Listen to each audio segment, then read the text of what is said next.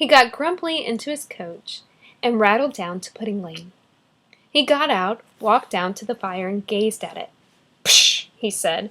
"A woman could put that out." And he got back into his coach and ordered it back home. But barely had the Lord Mayor disappeared down Pudding Lane than the fire spread to the house next door, and then the house next to that. The summer had been dry, and the wind was blowing the flames along Pudding Lane. Some of the people in nearby houses collected their precious belongings and carried them to the stone church nearby, where they might be safe from flames. Others formed lines down to the Thames River and passed water back up to the blaze in leather buckets, chamber pots, soup bowls, and every other container they could find. But the fire was spreading too quickly. Just down from the bakery, a shipbuilder's house stood, its cellars crammed with barrels of tar used to seal the seams of ships. When the cellar burned, the barrels exploded. The roof of the house blew off. Fire spouted upwards. Bits of burning shingle and wood flew out for dozens of yards and caught other houses on fire.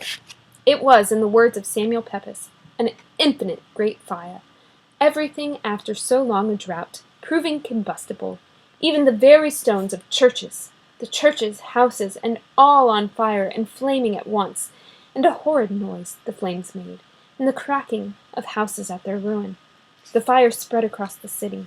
It burned wharfs, stacks of timber, houses, and even Baynard's castle, a stone castle filled with wooden furnishings. Taverns, shops, churches were burned.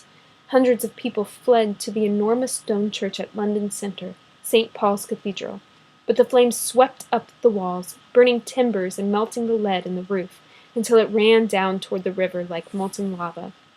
The stones in the walls themselves began to explode from the heat. The fire burned for 3 days. Finally, the soldiers fighting it began to blow up houses in front of it with gunpowder, pulling away the wreckage so that the fire would have no fuel.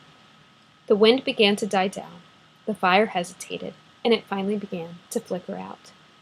But 4/5 of London had been burned. 13,000 houses, almost 100 churches, and almost all official buildings, courts, jails, post offices, printing presses, were gone. Londoner John Evelyn, weeping, wrote in his diary, "London was, but is no more." Okay, that's your story for the week. Not a happy one.